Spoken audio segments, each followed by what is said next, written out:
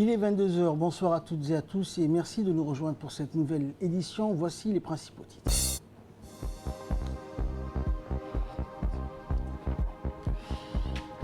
Le Premier ministre par intérim et ministre de la Justice a présidé la conférence nationale sur la population et le développement. Et au Canada, le Canada donc va élire ses députés suite aux élections législatives. Bonsoir à tous. J-2 avant l'ouverture du sommet Russie-Afrique, les délégations africaines continuent d'affluer des quatre coins du continent pour participer à cette rencontre, la première de ce niveau dans l'histoire des relations russo-africaines. En prélude à la tenue de ce sommet, dont les travaux seront co-présidés par le chef de l'État russe Vladimir Poutine et son homologue égyptien, président en exercice de l'Union africaine Abdel Fattah al-Sisi, un forum économique russo-africain est également prévu donc dans le parc des sciences et des technologies Sirius de Sochi. Nous sommes ici à Sochi, une ville subtropicale de la Russie située sur la côte nord-est de la mer Noire à 1620 km de Moscou.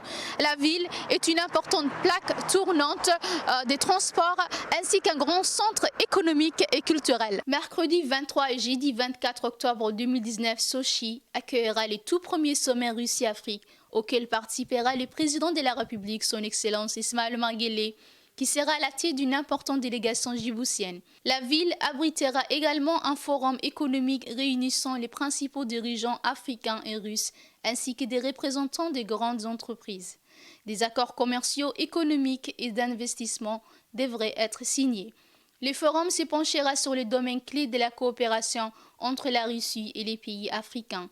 Les discussions s'articulent autour des trois piliers thématiques: forger des liens économiques, créer des projets communs et collaborer dans le secteur humanitaire et social. Les sommets devraient approfondir les relations amicales entre la Fédération de Russie et les pays du continent africain au niveau bilatéral et multilatéral, forger une collaboration plus étroite sur les questions régionales et internationales d'intérêt commun, élever les dialogues stratégiques entre la Russie et les pays africains à un niveau qualitativement supérieur et contribuer à la paix, la sécurité et le développement durable sur les continents africains. Hidaya Mohamed, RTD, Sochi.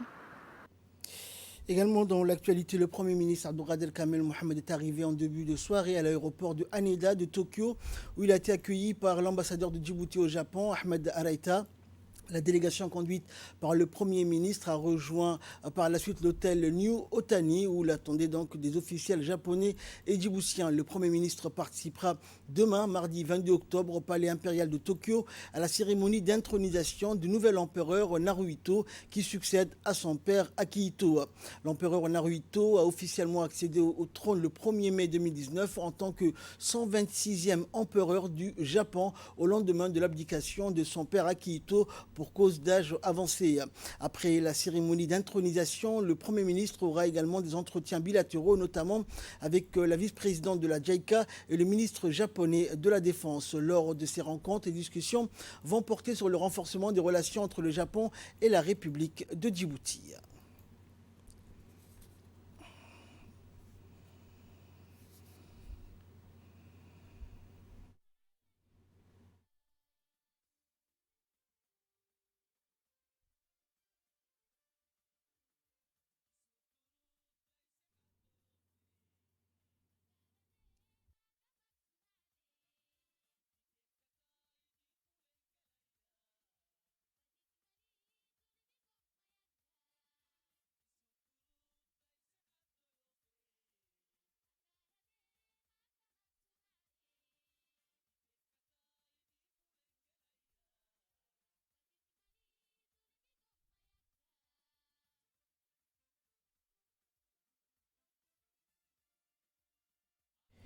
Et à son arrivée donc à l'hôtel où doit séjourner donc le Premier ministre ainsi que sa délégation, le Premier ministre a été donc accueilli par une importante délégation djiboutienne et japonaise.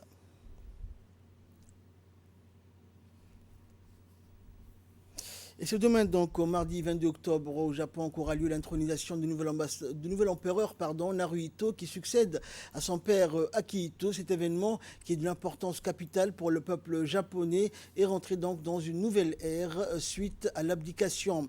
Des centaines de délégations étrangères sont attendues et vont participer à la grande cérémonie qui va se dérouler au palais de l'empereur à Tokyo. La République de Djibouti sera officiellement représentée par le Premier ministre Abdelkader Kamel Mohamed. Et pour plus de détails sur la cérémonie d'intronisation, nous avons donc demandé à notre ambassadeur au Japon, Ahmed Araita, l'importance de l'intronisation du nouvel ambassadeur ainsi que les perspectives de la coopération entre le Japon et la République de Djibouti.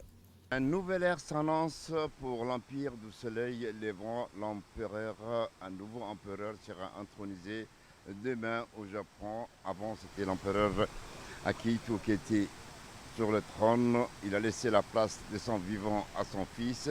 Quelle est l'importance de cet événement pour les Japonais? Nous avons demandé la question à notre ambassadeur Ahmed Araita à Tokyo. Par ailleurs, avec la nouvelle ère, quel sera le niveau de la coopération ou bien le renforcement de la coopération entre Djibouti et le Japon? Voici ses réponses. Sur cet événement qui est un événement à portée mondiale, il est vrai que les choses se font toujours comme il se doit au Japon et ça a été préparé très minutieusement. Et il s'agit de passer d'une ère à l'autre et ce qui est exceptionnel, c'est que l'empereur a décidé d'abdiquer. Donc l'abdication de l'empereur donne lieu au changement d'ère. Donc on va passer de l'ère Essa à l'ère Wera. Donc c'est une ère.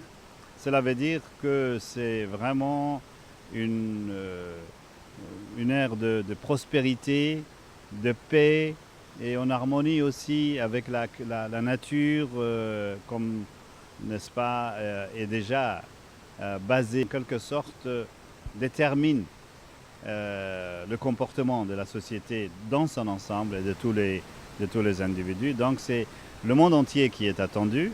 Et dans le cas de Djibouti, c'est le Premier ministre Abdelkader Mohamed Kamel que nous attendons ce soir même à Tokyo. Et ça va être un événement, j'en suis certain, grandiose. Donc on va passer à une nouvelle ère. Cela veut dire que c'est vraiment un ensemble de valeurs qui sont respectées, qui sont mises en relief, etc. On va passer du père, de l'empereur qui avait été intronisé en 1989. Donc 30 ans après, de son vivant, l'empereur Akihito donc, va en quelque sorte laisser la place à son fils, l'empereur Naruhito, qui a déjà pris les choses en main. Et pour le Japonais, c'est une grande première. D'habitude, il y a des périodes de deuil qui précèdent tout cela. Et là, c'est de son vivant que l'empereur vient à prendre en quelque sorte les responsabilités sous, bien sûr, le regard de toute la société, mais en même temps aussi de son père, de l'impératrice et de toute la famille qui vont l'accompagner dans cette immense responsabilité. Et les Japonais vivent cela après avoir été aussi consultés. Donc ça n'a pas été imposé, mais les Japonais ont, dans leur grande majorité, accepté que le fils, du vivant du fils, prenne les choses en main. Et sur le plan géopolitique aussi, cela se fait avec un certain nombre de changements qui interviennent là. C'est que le Japon est en train de jouer un rôle très important sur le plan international. Le Japon est l'un des pays qui compte et avec le Premier ministre Abe, il y a une complémentarité entre la maison impériale et le gouvernement japonais qui travaille pour que le Japon soit vraiment au premier rang, comme il l'a. En nouvelle nationale, à présent, parier sur l'avenir, la femme au cœur du développement durable, tel était le thème de la séance inaugurale de la conférence nationale sur la population et le développement qui s'est ouverte aujourd'hui au Palais du Peuple, placé sous l'égide du ministre de la Justice, également Premier ministre par intérim, Ali Hassan Bahdoun. Cette conférence de haut niveau a été organisée par le ministère de la Femme et de la Famille en partenariat avec l'OIM et le FNUAP. Cette conférence de haut niveau s'inscrit dans le cadre du 25e anniversaire de la conférence internationale de la population et du développement, le CEDIP, un programme d'action révolutionnaire qui portait plusieurs volets, dont notamment le droit des femmes, la santé reproductive dans les efforts nationaux et internationaux de développement économique et politique. Ainsi, cette conférence aura pour objectif de renforcer l'engagement du gouvernement de Djibouti et celui de l'ensemble des partenaires et parties prenantes pour l'instauration d'un dialogue national, voire régional, autour de la thématique globale de la population et du développement. Au cours de ces jours, plusieurs thématiques feront l'objet de discussions autour de cette conférence qui permettra de créer un espace d'échange avec les partenaires régionaux sur les meilleures politiques, stratégies et actions à entreprendre, mais aussi impulser l'engagement des décideurs politiques et le partenariat entre le gouvernement, les partenaires techniques et financiers, les organisations de la société civile, les parlementaires, les religieux, les organisations des femmes et des jeunes, ainsi que des acteurs communautaires et les secteurs privés. Les deux représentantes du FNUAP et de l'OIM, mais aussi la vice-présidente de l'UNFD, ont tenu à rappeler la pertinence du paradigme population et développement et sur l'importance afin de prendre en compte les questions de population dans le processus de planification pour le développement. Aujourd'hui, nous sommes présents et appuyés par l'Union européenne dans le cadre du groupe 4 qui vise principalement à sensibiliser vous toutes et tous sur l'importance des femmes migrantes et des enfants migrants sur le territoire. Et donc nous avons la chance d'avoir professeur Michel Poulain, un éminent chercheur démographe de la Belgique, qui sera avec nous et qui nous présentera bien sûr toutes les études qui ont été entreprises sur Djibouti, sur ces problématiques, notamment la migration interne également. Je souhaiterais aussi remercier le FNUAP de nous avoir associés à cette conférence aujourd'hui. Et je pense que c'est un bel exemple de ce qu'on appelle, nous, dans le jargon des Nations Unies, « delivering as one », et surtout ne laisser personne derrière. Ensemble, dans le cadre de la réforme du système des Nations Unies et dans le cadre de ce nouveau pacte que vous connaissez certainement, qui a été signé en décembre 2018 sur le pacte mondial sur la migration.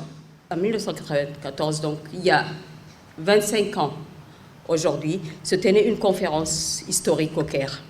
La conférence internationale de la population et du développement, puisqu'il s'agit d'elle, a regroupé 179 pays qui ont adopté le programme d'action de la CIPD et ont ainsi reconnu que la santé reproductive, l'autonomisation des femmes et l'égalité des sexes constituaient la voie du développement durable. Alors, moi j'aimerais bien mettre là aujourd'hui sur la balance mon expérience.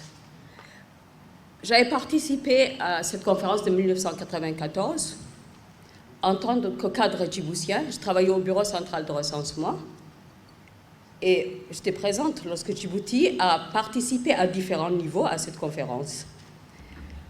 Donc, je peux dire aujourd'hui ici que Djibouti a tenu les promesses. Djibouti a tenu les promesses en mettant l'accent sur la valeur de l'engagement en faveur des femmes et des filles, à la fois comme une fin en soi et comme un moyen d'amélioration de la qualité de vie de toutes et de tous. La conférence qui nous réunit aujourd'hui est un moment d'exaltation pour nous toutes.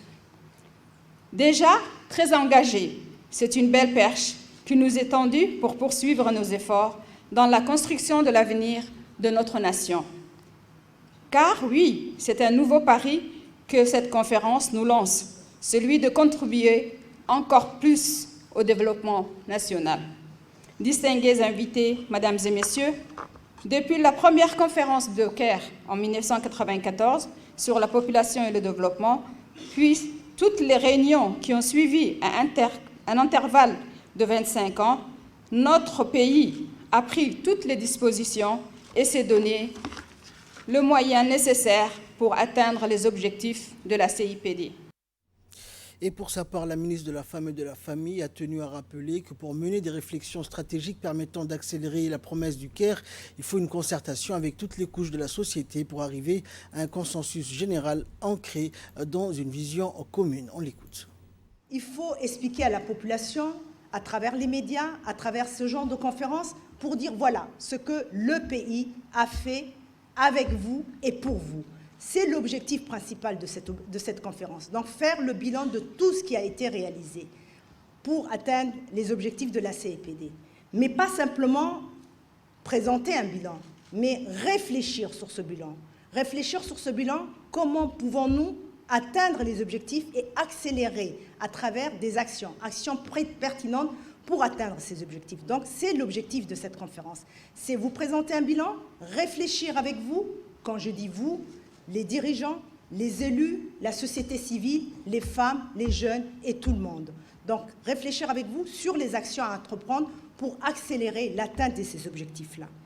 Ensuite, c'est très bien de présenter, de réfléchir, mais nous avons des engagements internationaux. Il faut qu'on aille devant ces instances internationales et présenter ce que nous avons décidé pour aller encore plus loin. Donc, la finalité de cette conférence, c'est d'avoir une déclaration politique de Djibouti disant qu'est-ce qu'elle compte entreprendre et faire pour aller encore plus loin dans cette initiative. Et je terminerai mes propos, avant de remercier tout le monde, de dire pour que Djibouti soit un coin du monde où il fait bon y vivre. Nous avons besoin, certes, nous devons tous nous mobiliser, mais quand je dis tous, aucune exception, aucune personne ne doit être mise de côté. Les politiques en premier, certes, parce que nous avons le pouvoir décisionnel, les élus, parce que vous représentez le peuple, les experts, parce que, sans vouloir vous jeter des fleurs et sans vouloir dire des termes que je n'aime pas trop, mais je le dirai cette fois-ci exceptionnellement parce que vous êtes l'éminence grise, la société civile, et surtout, et vous allez le remarquer aujourd'hui dans cette salle, il y a beaucoup de jeunes. Beaucoup de jeunes. L'avenir vous appartient, l'avenir c'est vous. Et nous avons besoin de vous pour que vous réfléchissiez et vous preniez la relève. Il faut tenir compte des engagements pris lors de la conférence internationale sur la population et le développement, a souligné le Premier ministre par intérim, ministre de la Justice, Ali Hassan Bahdoun. Plus loin, il a indiqué que le moment était venu pour que le gouvernement de Djibouti s'engage notamment dans le renforcement des actions du programme afin de réaliser les objectifs du développement durable. Les tendances et les dynamiques démographiques ont toujours eu un impact considérable sur les perspectives économiques et sociales, sur la réduction de la pauvreté et par conséquent sur le développement durable. Au niveau d'une nation, ces paramètres déterminent largement le développement d'un pays ainsi que l'amélioration du niveau de vie des populations et plus particulièrement les populations les moins loties. Ces paramètres constituent un aspect essentiel du programme de développement durable à l'horizon 2030 et des 17 objectifs du développement durable qui lui sont associés. C'est dans ce cadre que lors de la conférence internationale sur la population et le développement qui s'est tenue au Caire en 1994, 179 gouvernements ont adopté un programme d'action révolutionnaire et ont appelé à faire des droits des femmes, de leur santé reproductive, un sujet central dans les efforts nationaux et internationaux de développement économique et politique. La République de Djibouti, partie prenante de cette conférence, a adopté depuis cette date une série de mesures importantes d'ordre institutionnel et juridique et mise en œuvre des politiques et stratégies ainsi que des programmes sectoriels qui visent à atteindre les objectifs fixés par cette conférence. Une importante réunion de haut niveau s'est tenue aujourd'hui à l'Institut des études diplomatiques. Celle-ci a été présidée par le ministre des Affaires étrangères et de la coopération internationale, Mohamed Ali Youssouf, aux côtés de la ministre des Affaires sociales et des solidarités, en réunissant les membres du gouvernement, les partenaires techniques et financiers, ainsi que les ambassades accréditées en République de Djibouti. En effet, les deux ministres ont tenu à remercier les représentations présentes à cet événement et ont tenu à ce qu'ils puissent être partie prenante de ce travail de plaidoyer. À cette occasion, le partenariat entre le ministère des Affaires sociales et de solidarité et le Programme alimentaire mondial a été mis en valeur autour de la stratégie nationale de protection sociale ainsi que du plan stratégique. Et cette réunion qui faisait office de plaidoyer visait entre autres à informer sur les grands axes de la stratégie nationale de la protection sociale du ministère des Affaires sociales adoptée et validée en 2018 par le gouvernement de Djibouti.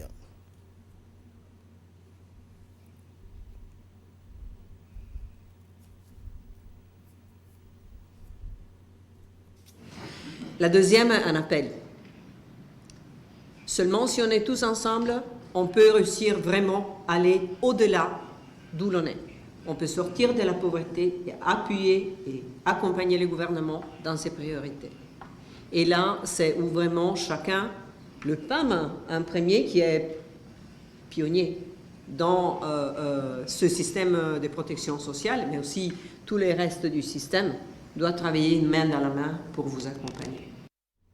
Et la ministre des Affaires sociales et de solidarité, Mouna Ousmane Aden, a précisé dans son intervention que cette stratégie nationale fait l'objet d'une loi de la République et qui suit de façon concrète la politique et la vision du chef de l'État, Ismaël Omar Guelleh. Voici ses propos. Les premières avancées sont notamment donc la mise en place de cette stratégie nationale qui fait d'ores et déjà l'objet d'une loi de République qui suit de façon concrète la politique et vision de son Excellence, M. Ismaël Omar Guelleh, président de la République. Le droit qu'elle apporte aux populations vulnérables feront désormais l'objet d'une considération attentive au niveau du budget de l'État afin de garantir une continuité des services essentiels compris dans ces droits. L'épine dorsale de la concrétisation de ces garanties, à savoir le Programme national de solidarité famille, vient d'être doté de ressources supplémentaires conséquentes grâce à la coopération de l'Union européenne et de la Banque mondiale. Nous passons de 3 362 ménages bénéficiaires à 12 362 dès le début de l'année 2020, Inch'Allah, soit une couverture de 65% des ménages en situation de pauvreté extrême.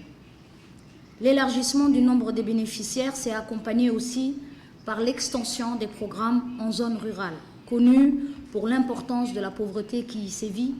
Cette extension sera réalisée de concert avec le département chargé de la décentralisation qui joue le rôle primordial de facilitation et d'accompagnement de nos interventions avec les communautés. La décentralisation pour nous constitue le cheval de bataille pour atteindre l'ensemble des populations touchées par ces détresses sociales. Ce contexte dynamique a été considéré à sa juste valeur puisque Djibouti a intégré l'initiative 2030 formée par le groupe des pays ayant adopté un socle national pour une protection sociale universelle selon la recommandation 212 du Bureau international du travail. Le programme alimentaire mondial était et demeure le mieux placé pour répondre à ce besoin.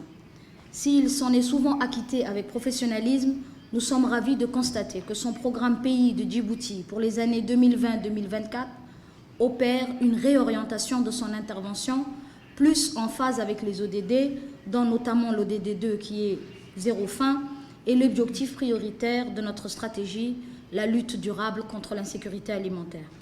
En effet, il me semble que le PAM a bien pris la mesure de l'utilité des transferts monétaires en lieu et place de l'assistance alimentaire ponctuelle. Et pour sa part, le chef de la diplomatie djiboutienne s'est dit réjoui de voir les groupes de partenaires présents à cette table de réunion et apporter leur contribution à la politique de protection sociale menée par la République de Djibouti. Comme vous le savez, mesdames et messieurs, l'action de notre gouvernement est essentiellement axée sur des objectifs visant à améliorer le quotidien de nos concitoyens, avec le souci permanent de lutter efficacement contre la précarité et la pauvreté absolue. Les défis auxquels la République de Djibouti est confrontée sont nombreux. Cependant, jour après jour, des progrès significatifs sont réalisés, toujours en parfaite synergie entre la politique sociale de notre gouvernement et en coordination avec le plan stratégique de pays du PAM pour la période 2020-2024.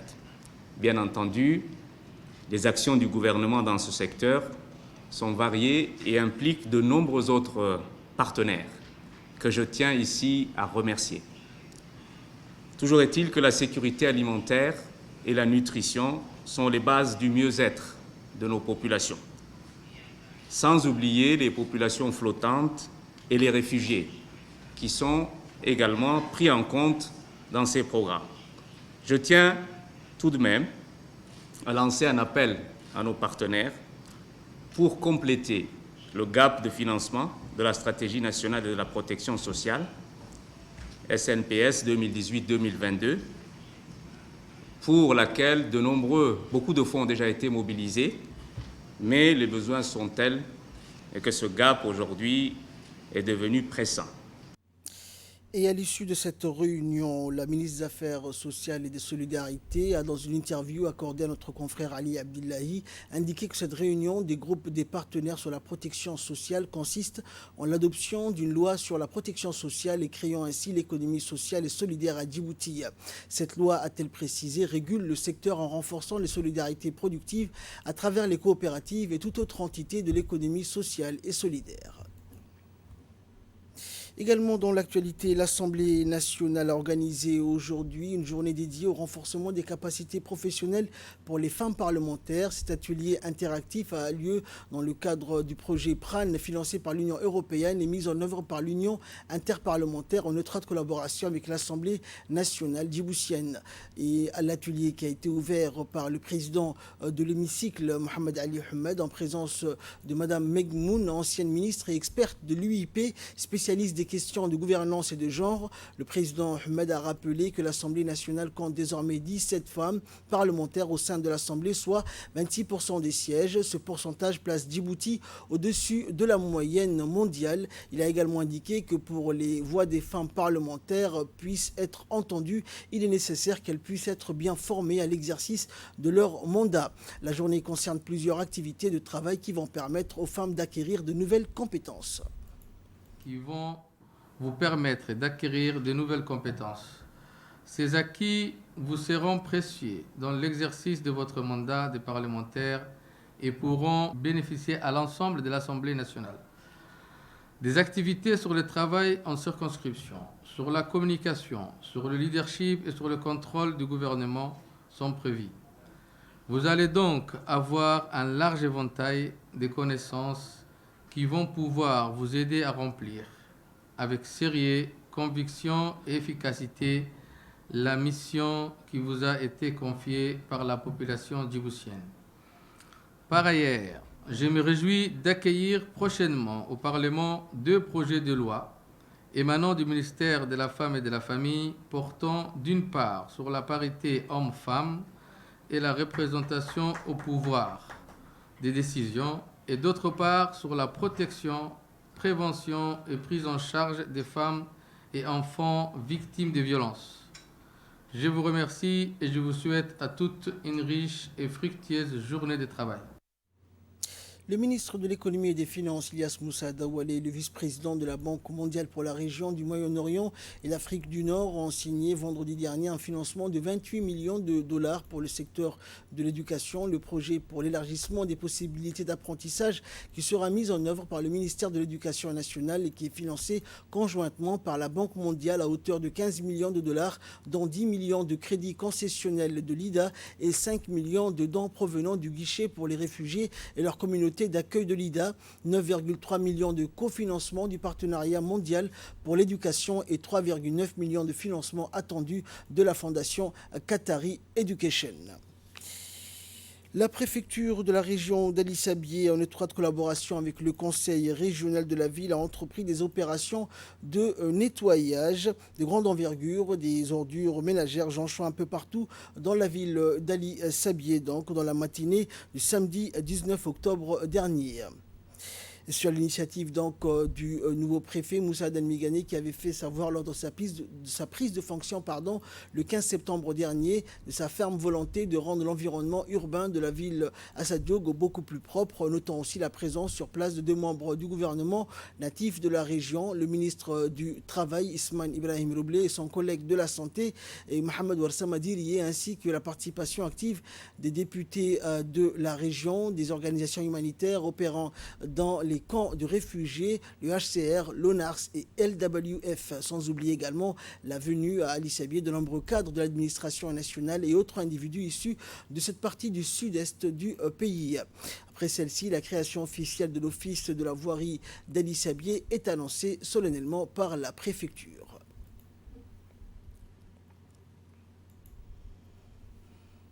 Écoutons pour plus de précisions concernant cette journée le représentant du Haut-Commissariat aux réfugiés et le préfet de la région d'Ali Sabié. Je suis aussi très content à cette journée de campagne. En fait, les agences des Nations Unies, en général, travaillent avec les gouvernements. Et c'est pour cette raison qu'à une occasion comme celle-ci, nous devons être avec la préfecture et travailler ensemble. L'idée, c'était de fédérer tout le monde autour d'un projet. Ce projet s'appelle Ali Sabié, ville propre. Non seulement Ali Sabié, ville propre, mais Ali Sabié, ville verte et le développement à Ali Sabié.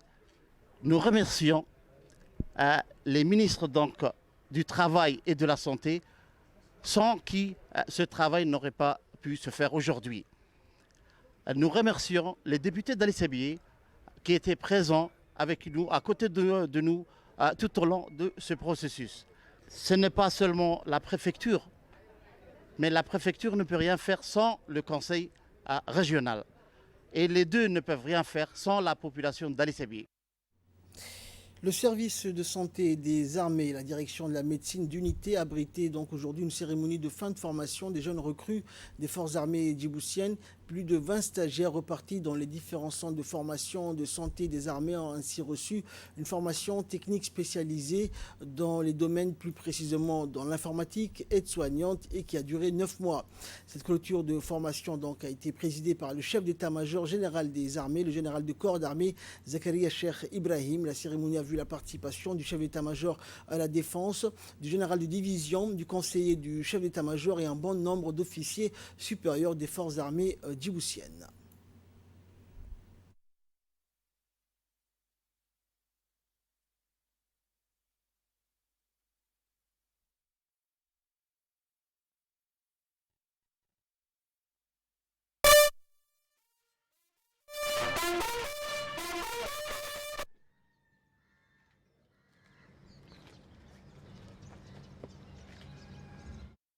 Le général Zakaria Cheikh Ibrahim, accompagné du général Tahir Ali Mohamed, a été accueilli par le directeur central de santé, le colonel-major Ahmed Hassan Boulalé.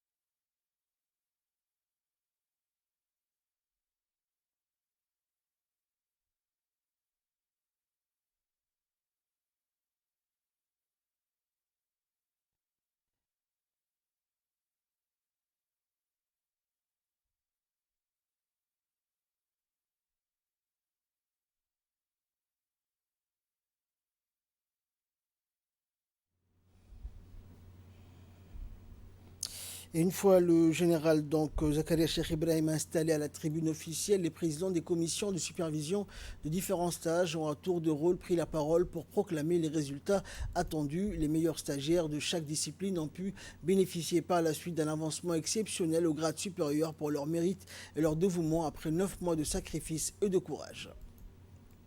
Centrale du service de santé des Antilles, à mes devoirs, monsieur le général, chef d'état-major général des armées, messieurs les généraux, officiers, sous-officiers, militaires de rang, personnel civil des armées, mesdames et messieurs, honorables invités. C'est un honneur et un privilège de vous accueillir ici au sein de la direction de la médecine des unités en tant que directeur central du service santé des armées à l'occasion de la cérémonie de clôture des stages de certificat technique élémentaire, filière informatique, aide-soignant et transmission. Ces différents stages ont été programmés dans le cadre de formation continue pour répondre aux besoins en personnel qualifié au profit de nos forces et pour faire face à l'accroissement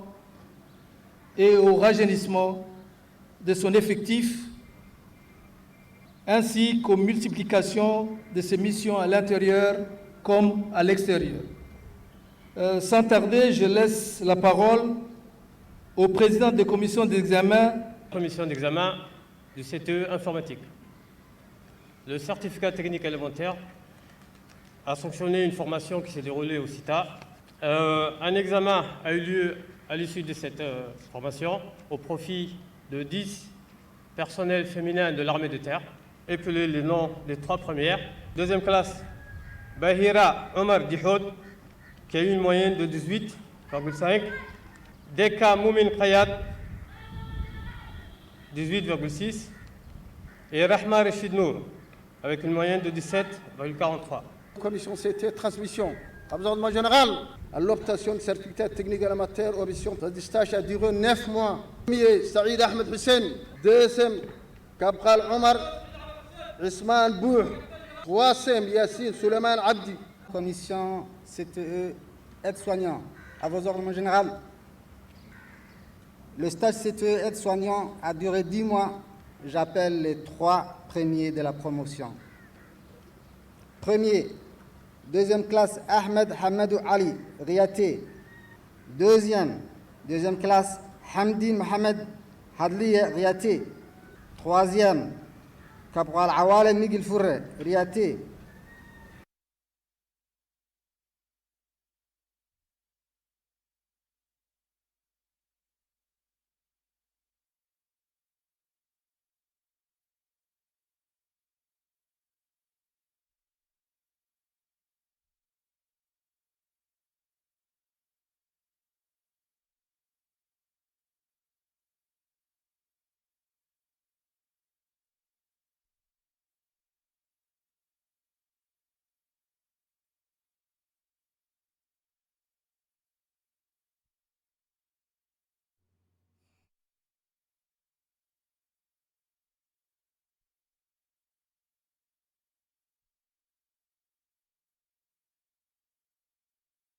Et cette cérémonie de fin de formation s'est clôturée par un rafraîchissement offert par le haut commandement militaire.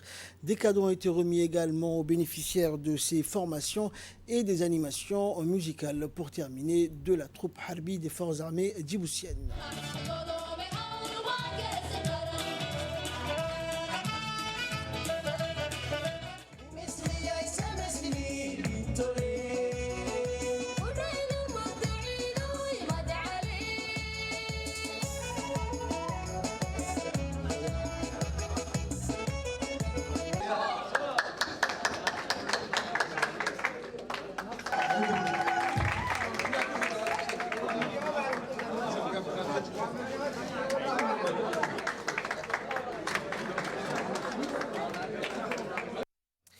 Le colonel Zakaria Hassan Aden, chef d'état-major de la gendarmerie nationale, a de nouveau mis aujourd'hui l'équipe féminine de handball de la gendarmerie nationale à l'honneur. Après sa participation du 26 septembre au 3 octobre à la Ligue des champions des clubs champions des pays de la Ligue arabe qui s'est déroulée à Amman en Jordanie, le colonel, chef d'état-major de la gendarmerie nationale, a tenu à offrir un petit déjeuner à l'ensemble de l'équipe et à son staff pour les féliciter. Avec ce championnat, l'équipe de handball féminine de la gendarmerie nationale a été la première équipe de handball féminine donc à participer à une compétition prestigieuse de niveau international, et par cette participation, l'équipe féminine de handball de la gendarmerie a inéluctablement contribué au rayonnement de la gendarmerie nationale mais aussi du pays tout entier. En marge de ce moment convivial, le président de l'équipe, le sous-lieutenant Hamza Saïd Ahmed, s'est exprimé sur son impression concernant la participation à une compétition internationale où l'équipe l'équipe des handball féminines de la gendarmerie a affronté ces équipes. Il n'a pas manqué de remercier le colonel, le chef d'état-major de la gendarmerie nationale, pour avoir permis à l'équipe de handball de réaliser son rêve et d'entrer dans l'histoire. Qui regroupait les équipes championnes de la Ligue arabe. Certes, c'était une première occasion pour nous, une première opportunité de participer à ce genre de tournoi. Notre effectif a été réduit et nous étions partis avec 12 joueuses, contrairement aux autres équipes qui étaient composées de 18-20 joueuses. Bon, on a joué les matchs. Au début, c'était un peu difficile. On a perdu les matchs, mais après, au fur et à mesure, on apprenait. Vers la fin, on a failli même gagner contre l'Irak, parce qu'en première période, on avait fait un écart de 4 buts d'écart. En deuxième mi-temps, on avait gagné par 2 buts d'écart. Ce qui fait un score de 2 buts d'écart, de 27 à 25. Nous remercions aussi le secrétaire d'État à la jeunesse au sport, qui a voulu aussi qu'on participe à ce genre de tournoi. Comme je vous ai dit auparavant, c'est la volonté de notre chef. Il s'est donné corps et âme pour que cette équipe participe à ce genre de tournoi. Nous remercions également la gendarmerie jordanienne qui n'ont pas aménagé leur effort, qui étaient toujours près de nous dans les déplacements. Et maintenant aussi, nous avions acquis une expérience et nous sommes aussi prêts à encore affronter d'autres défis. Et pour sa part, le colonel Zakaria Hassan Aden, chef d'état-major de la gendarmerie nationale, a ensuite pris la parole et félicité d'emblée toute l'équipe pour leur participation à ce championnat international, lequel va enrichir leur expérience. Nous l'écoutons. Là maintenant, on se retrouve après votre périple en Jordanie, où vous avez participé à un tournoi qui comprenait 5 équipes, je pense, champions de leur pays. Bon, c'est vrai que je ne parlerai pas de résultats parce que c'était notre dimension. C'était la première fois que vous sortiez à l'extérieur. C'était des équipes, vous avez affronté des équipes qui ont déjà participé à des grands tournois internationaux, ce qui n'était pas votre cas. Ce n'est pas un problème. Pour moi, me concernant, ça met une victoire parce que vous avez pu apprendre beaucoup de choses. Mon intention n'était pas que vous me rapportiez une coupe, mais surtout que vous voyez le niveau international et que ce n'est pas le niveau que vous avez ici. Donc maintenant que vous l'avez vu, vous savez le chemin, le travail qui vous attend. Beaucoup de physique surtout, je pense, et beaucoup de souffle et d'endurance. Ce qui vous a manqué d'après ce qu'il m'a dit le président du club. Mais franchement, je suis très content que vous avez pu avoir une telle expérience. Et avec cette expérience, j'en suis sûr et certain que vous allez encore vous imposer dans le tournoi à Djibouti. Donc bravo, mes félicitations. Je remercie bien sûr l'entraîneur qui a tout fait pour qu'au moins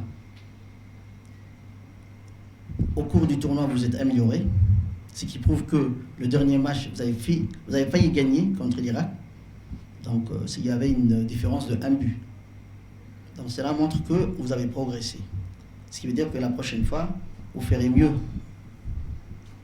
Donc je tenais également à remercier l'entraîneur, le président du club, et également le secrétaire d'État de la jeunesse, M. Hassan Kamil, qui nous a aidés pour ce déplacement.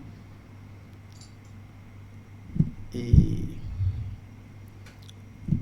je vous félicite encore une fois. Et j'aimerais qu'on va continuer sur ces aventures. Nous allons essayer d'abord de nous imposer au niveau national. Et l'année prochaine, peut-être, si on est toujours champion et vainqueur de la Coupe, on ira encore voir un autre pays pour participer à un tournoi international. Et ça, je vous le garantis. Et pour clore l'actualité nationale santé, dans le cadre de sa campagne de lutte antivectorielle, le ministère de la Santé poursuit ses activités de pulvérisation intradomiciliaire au quartier 6 où les agents pulvérisateurs et les mobilisatrices communautaires sont à pied d'œuvre sur le terrain. Plus de 3000 ménages sont concernés au quartier 6 pour lesquels les agents du ministère procèdent à une campagne de porte-à-porte et ce dans le but de généraliser cette nouvelle technique de pulvérisation intradomiciliaire à Djibouti. Les premières impressions recueillies auprès de la population font état d'une satisfaction générale de la part des bénéficiaires qui n'ont pas manqué de souligner l'efficacité de cette nouvelle technique de lutte antivectorielle.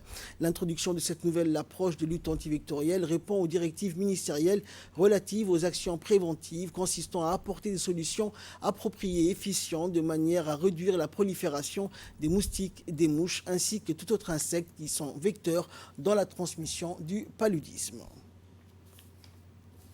Et de là, nous passons nouvelle internationale. C'était dans les titres. Les Canadiens décident aujourd'hui qui formera le prochain gouvernement lors de législatives à l'issue imprévisible. Quelques 27,4 millions de Canadiens sont appelés à élire leurs 338 députés à l'issue d'une campagne électorale souvent tendue. Si les sondages disent vrai, ils devraient mettre fin à la majorité absolue dont dispose le Premier ministre Justin Trudeau, sortant depuis sa victoire surprise en 2015, car la campagne s'est achevée comme elle a commencé quelques 40 jours plus tôt sur une égalité quasi parfaite dans les intentions de vote entre les deux grands partis qui alternent au pouvoir depuis 1867.